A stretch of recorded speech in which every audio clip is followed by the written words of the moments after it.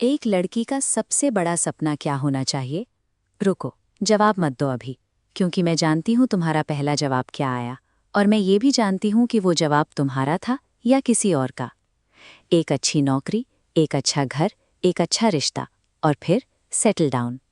ये सेंटेंस, बेटा आप सेटल हो जाओ, इन 3 शब्दों में पूरी एक लड़की की जिंदगी का ब्लूप्रिंट बना दिया जाता है। और सबसे दर्दनाक बात, ये ब्लूप्रिंट वो खुद नहीं बनाती।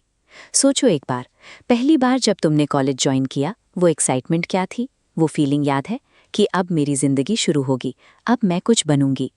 फिर कब हुआ कि वो एक्साइटमेंट धीरे धीरे एक डर में बदल गई? सच में सोचो, कब हुआ कि रिलेटिव्स के सवालों ने तुम्हारे सपनों से ज्यादा जगह लेनी शुरू कर दी?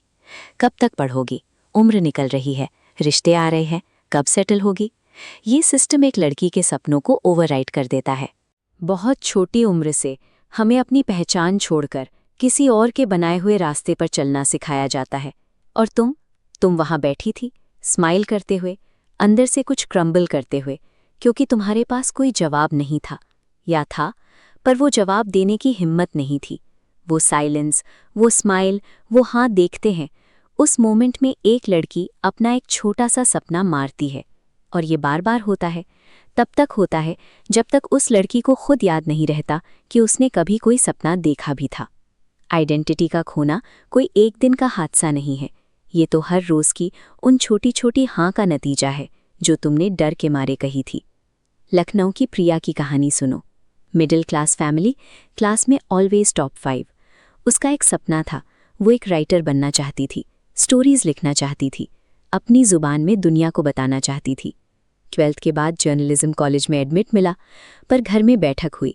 पापा ने कहा बीकॉम करो, सरकारी नौकरी मिलेगी या फिर अच्छा रिश्ता, लाइफ सेट हो जाएगी। प्रिया ने कुछ नहीं कहा, उसने एडमिट लेटर को ड्रॉअर में रख दिया, फिर ड्रॉअर बंद कर दिया। बीकॉम हुआ, प्राइवेट कंपनी में जॉब, रूटीन जिंदगी। 23 साल की उम्र में रिश्ता आया, लड़का अच्छा है, सेटल्ड है, हाँ कर दो। प्रिया ने हाँ कर दी। आज प्रिया 29 साल की है। शादी के बाद उसने जॉब भी छोड़ दी, पति कमाता है, घर में कोई तकलीफ नहीं। पर रात को जब सब सो जाते हैं, प्रिया अपने फ़ोन में उन ड्राफ्ट्स को पढ़ती है जो उसने कॉलेज में लिखे थे, जो कभी पब्लिश नहीं हुए। और वो सोचती है, काश मैंने तब हाँ बोल दिया होता, अपनी बात, अपने सपने की। प्रिया की कहानी सिर्फ उसकी नहीं है, प्रिया हर घर में है। कभी वो बड़ी बहन है, कभी मम्मी है, कभी तुम हो। हमने एक ऐसा सिस्टम बनाया जो लड़कियों को अपनी खुशी से पहले दूसरों की खुशी रखना सिखाता है। बचपन से उन्हें बताया जाता है कि सोसाइटी का स्ट्रक्चर उनके अपने सपनों से ज़्यादा वजनदार है। इस तरह लड़कियां अपनी मर्जी से नहीं, बल्कि मजबूरी में चॉइसेस लेना सीख जाती हैं। उनका पैसा, सक्सेस और फैसला सब दूसरों के स्टैंडर्ड से नापा जाता है। वो एक चीज़, एक सपना जो तुमने कभी सीक्रेटली सोचा था और फिर खुद ही बोल दिया, लोग क्या सोचेंगे। वो चीज़ क्या थी? अच्छी बेटी और अच्छी बहू की डेफिनेशंस में एक बात कॉमन है, तुम सबके लिए कुछ बनो पर अपने लिए कुछ मत बनो। प्रिया की तरह किसी और के घर में सेटल होना ही जिंदगी का एकमात्र गोल बनकर रह गया है। इमेजिन करो एक ऐसी लाइफ जहां सेटल डाउन का मतलब हो अपनी आइडेंटिटी में सेटल होना, अपनी फाइनेंशियल स्टेबिलिटी और अपने कॉन्फिडेंस में सेटल होना। किसी और के साथ लाइफ शुरू करने से पहले अपनी खुद की एक मजबूत फाउंडेशन होना ही असली स्टेबिलिटी है। अब अनिका की बात करते हैं। सेम शहर, same background, same middle class expectations.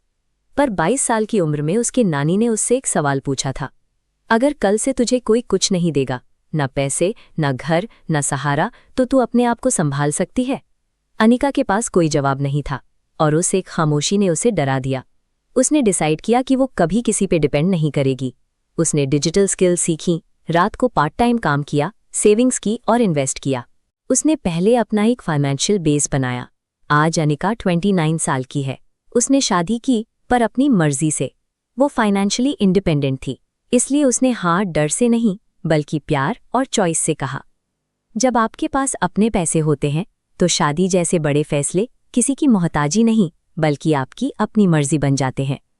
प्रिया और अनिका दोनों ने हाँ कहा, पर उन दोनों हाँ का वजन अलग था। अनिका की हाँ एक कमिटमेंट थी, प्रिया की हाँ एक समझौता। जब आपके पास कोई ऑप्शन नहीं होता तो आपकी हाँ एक बोझ बन जाती है। फाइनेंशियल इंडिपेंडेंस से आपको चॉइस करने की ताकत मिलती है, ये आपके कॉन्फिडेंस और आपकी सेल्फ रिस्पेक्ट को एक नई बुनियाद देती है। शायद तुम सोच रही हो, पर मेरी सिचुएशन अलग है, मेरे घर में इतनी आज़ादी नहीं है। ये डर तुम्हारी अपनी आवाज़ नहीं है, ये उस सिस्टम की दी हुई स्क्रिप्ट है जो तुम्हें यकीन दिलाता है कि तुम कमज़ोर हो। असली रुकावट कोई दीवार नहीं, बल्कि वो डर है जो हमें अपनी काबिलियत पर शक करने पे मजबूर करता है। ये चैनल उस लड़की के लिए है जो स्माइल करते हुए अंदर से थक जाती है, जो आज़ादी चाहती है पर डरती है। यहाँ कोई जेनेरिक मोटिवेशन या लेक्चर्स नहीं मिलेंगे।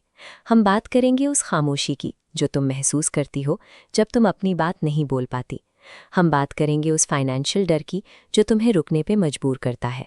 फ्रीडम का मतलब है वो पावर जहाँ तुम्हारी हाँ और तुम्हारी ना दोनों सिर्फ तुम्हारी होती हैं, जहाँ फैसला लेने का हक कोई तुमसे छीन नहीं सकता।